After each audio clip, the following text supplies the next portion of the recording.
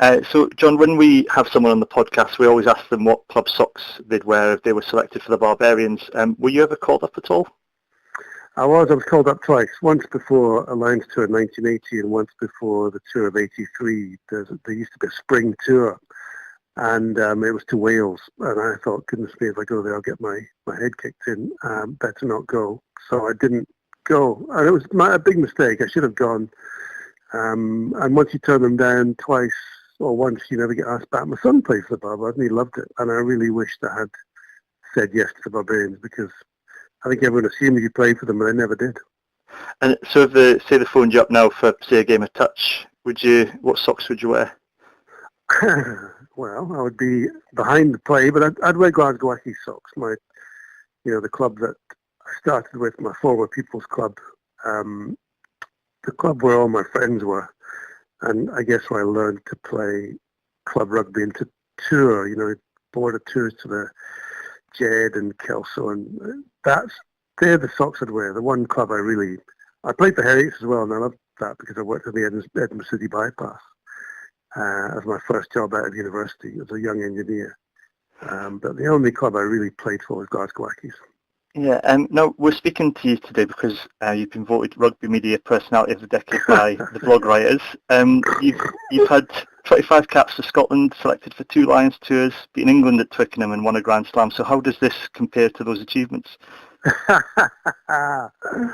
It's not as painful. I'm not getting blood running out of my mouth from scrummaging, or I'm not any punch. I'm very honoured. But yeah, it's life is weird. The older you get, the more you realise you're rushing towards the buffers of the end of your life.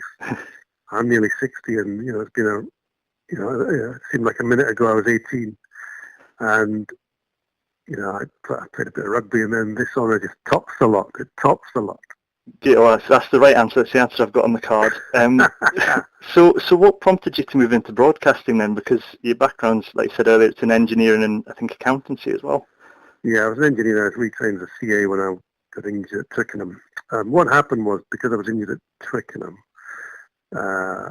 I was effectively, engineering, and thought, well, I've got to do something else. I decided to retrain as a CA, but it was a month before the first World Cup in 1987, and I got asked into the BBC with pins in my leg and my leg in a full-length plaster. Would I come and talk over some pictures from the World Cup?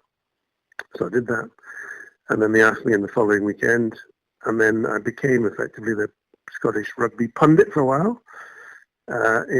From 87 till about 95, I was writing articles for newspapers as I was retraining as a CA, and doing Sunday commentaries with the wonderful Bill Johnson on BBC Radio Scotland. And then in 1995, my dad was pretty ill, and my wife and I had a meal with him, and my mum, unknowing to us 2 weeks before he died, he said, look, son, don't make a mistake I made in my life. Don't work your butt off doing things you don't like.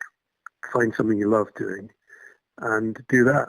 So it was the South African World Cup then in 95. My great-grandmother was South African.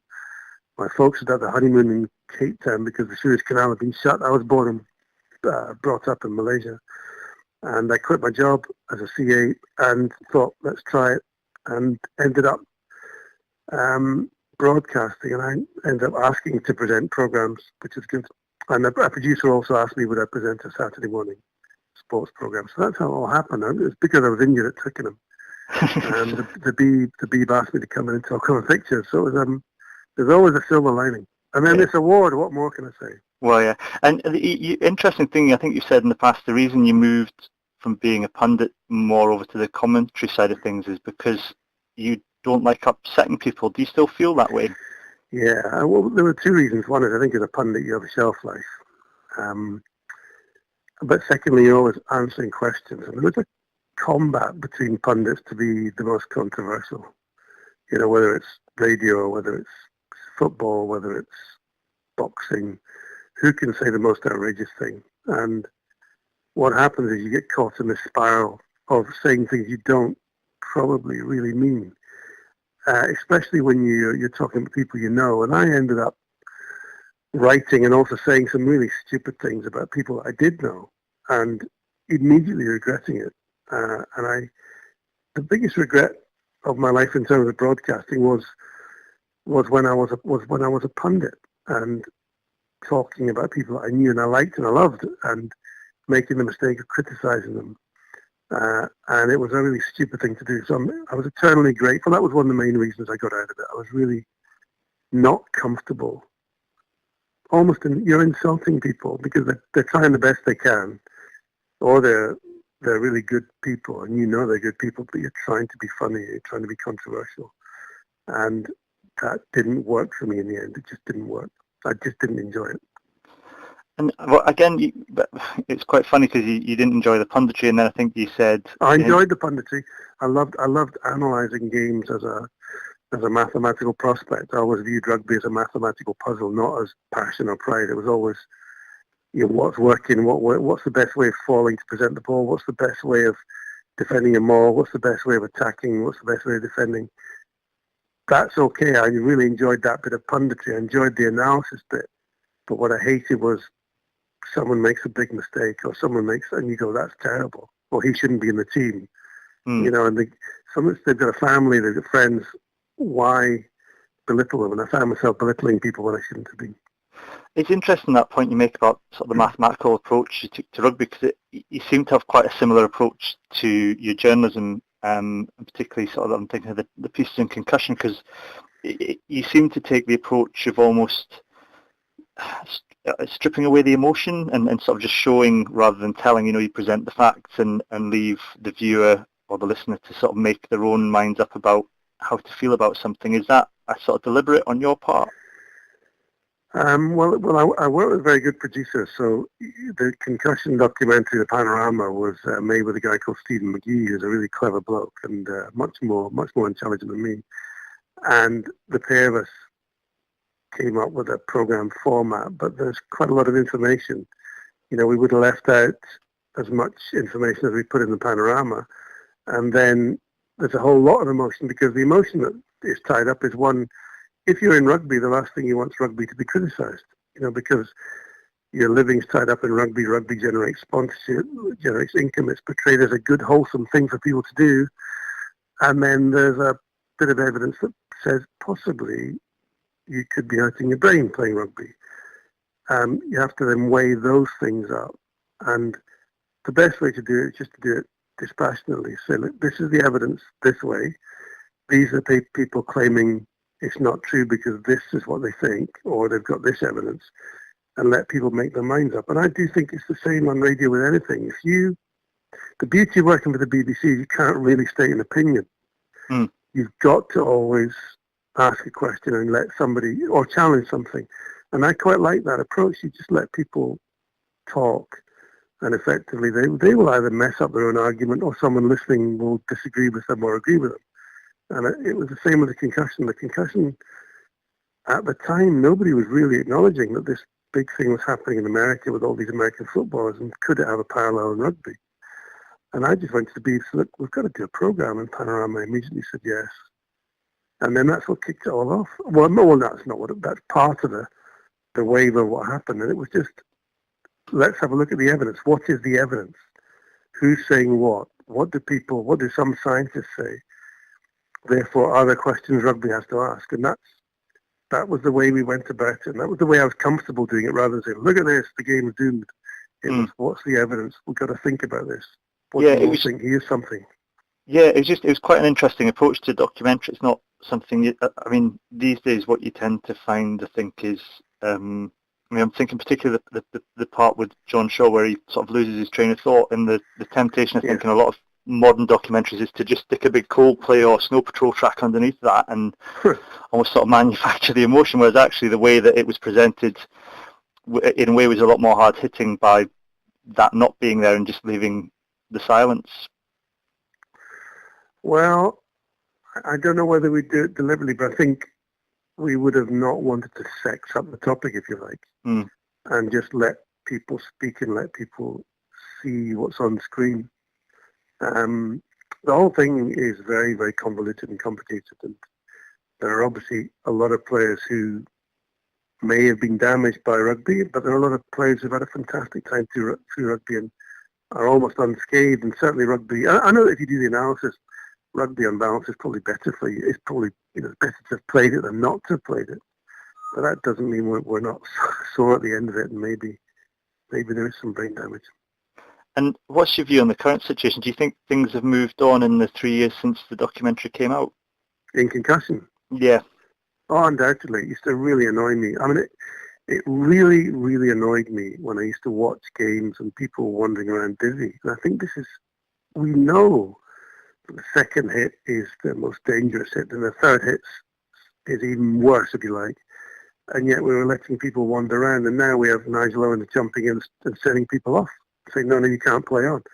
It's night and day. I mean, I won't name the person, but I had people denying it on camera, and to me that there was an issue, that there were people being concussed playing rugby. This was a problem. They denied it. People at the highest level. I mean, I think I put on record I was called an old woman by. It got back to me that there were people calling me an old woman because I was a little bit worried that this might have a relevance to rugby. And now we have protocols, we have referees stopping it, we have other doctors in the stand. But you have no idea the reluctance at the time when we even suggested things like that. People completely poo-pooed it. They totally dismissed the argument. Rugby dismissed the argument. So there's been a gear shift of incredible proportions to get to where we are now. The other thing I was interested to know, when you once described Bill McLaren's commentary as opera, and I'm just wondering how you describe your own commentating style. My commentating style is like a chartered accountant doing commentary. My commentating style is trying not to get into trouble, trying not to imitate Bill McLaren, trying not to do any of the similes like a trout out of a burn, because if you listen to his commentary, it's impossible to come away from his commentary without thinking, well, that's the only way of doing it, because, like a mad buffalo, all the likes and all the detail, his mother came from such and such. Whereas I was much more, what do the Kiwis do? Kiwis try to analyze the game. Commentary is a funny thing because as a commentator, you're not supposed to make any comments. You're there to tell people what's happening. The other thing about telling people what's happening is the best producer I ever worked for, TV producer, a guy called Pete Small, who said, the last thing you ever tell anybody is what they can see on the screen. Even if you're voicing a documentary, the last thing you ever write about is what you can see on the screen. So if you're seeing somebody being beaten up, you might script it as the violence in Azerbaijan, violence in this country is whatever. So when you're commentating on telly, it's pretty tough because there's a sparsity you've got to have in the commentary, and if you put too much detail in it, you annoy people. And I realise I'm no good. I mean, I don't think I'm any good at it. I do a few a year. I really loved doing them. I think if I did more of them, I'd be better at them. But I do them with the shadow of Bill McLaren over my shoulder going, don't imitate me, son. don't imitate me. Don't try and be Bill Johnson or Bill McLaren. Bordeaux's voices with a kind of heritage behind them. So no, I think of myself as a chartered accountant, commentating as if it's a maths problem, because my degree was in maths and economics and engineering. So I think I'm probably the world's most boring commentator. So you're not sat there with the sort of the John's big sheet in front of you? I've got a sheet. I've got a sheet of names and weights and clubs and information and some anecdotes about people, but I don't have 2 weeks to put the sheet together. Yeah. I have a day because I've got my radio program, lunchtime radio program, and I've got a day to do everything, which I love. But it's so much fun. That whole thing of the best days of my life have been trucking up to games with Bill Johnson the old days, and now as a commentator with a folder, not knowing what's going to happen. The beauty of sport is you don't know the ending, unlike a Bond film and I've always told people that the attraction of international rugby is You don't know what the ending's going to be. People come there in complete friendship. You can be from France and Wales and Ireland or wherever, but we're all turning up there to be entertained with friends, even if they're in theory from the other side. And then I'm the bloke sometimes who's got to make the sound of the day. And I really enjoy that. I really, really enjoy that. I enjoy trucking up to that. I don't mean what I mean about being boring. You've got to make it interesting, interested, analytical, fun. It's just a magic thing to do. It's a magic thing to be part of. Wonderful. That's a lovely point to leave it on, John. Thanks very much for speaking to us. Pleasure.